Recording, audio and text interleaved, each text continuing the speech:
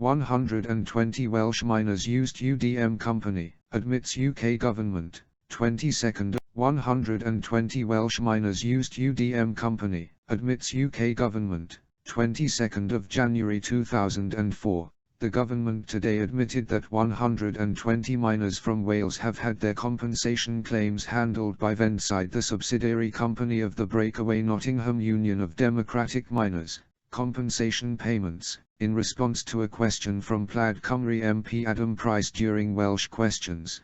Don Tuhig, the Parliamentary Under-Secretary of State for Wales, condemned solicitors who charged fees out of the compensation payments awarded to miners, but at the same time said he would not interfere to abolish the UDM's special deal with the government which allows it to charge miners extra solicitors' fees. Speaking in London today, Adam Price said, "We now have confirmation that Welsh miners have been affected by the government's special deal with Vendside. It is utter hypocrisy on behalf of Don Tuhig to, on one hand, condemn solicitors for cashing in on miners' suffering and on the other hand actually facilitate it in the case of the UDM. Once again I call on the government to hold an investigation into whether the UDM's special deal should be continued." Source: Plaid Cymru, published by www.newswales.co.uk.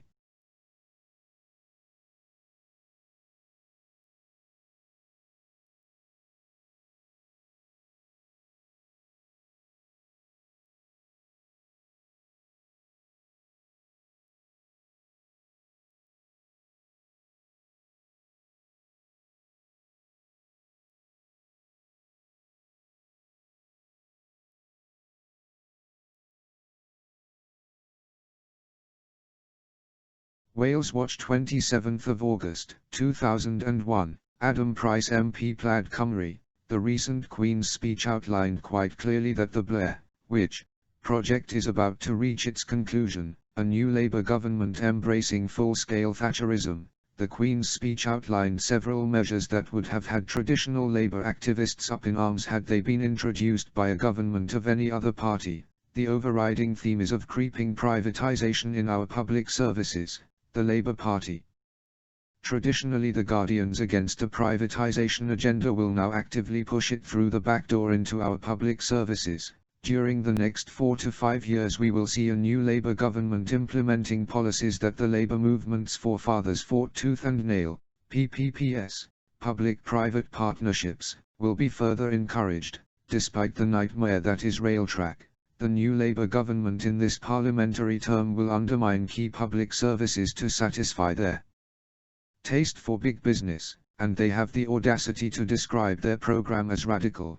This is not the type of radicalisation enshrined in the Welsh political tradition, and it definitely isn't the radicalism which is central to my political inheritance and that of Plaid Cymru, the Party of Wales.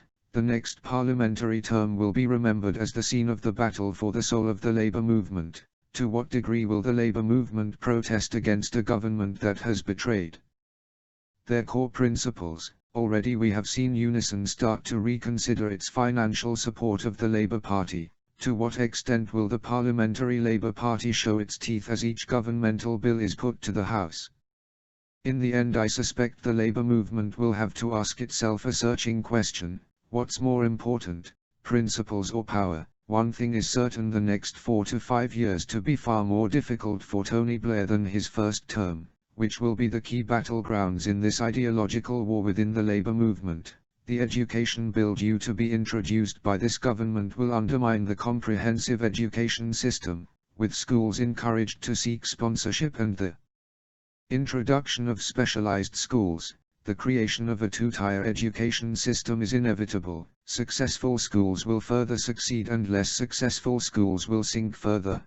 Broadly speaking, successful schools tend to be in more affluent areas, and less successful schools in deprived areas. New Labour's theory that academic advancement should be based on the ability to pay and not on academic ability, already introduced to the higher education system in the shape of tuition fees, will be further extended. In Wales, these developments should be curbed by the existence of the National Assembly. The new Labour Education Minister at the Assembly has stated categorically that she is against selection. Wales Watch, 27th of August 2001. Adam Price MP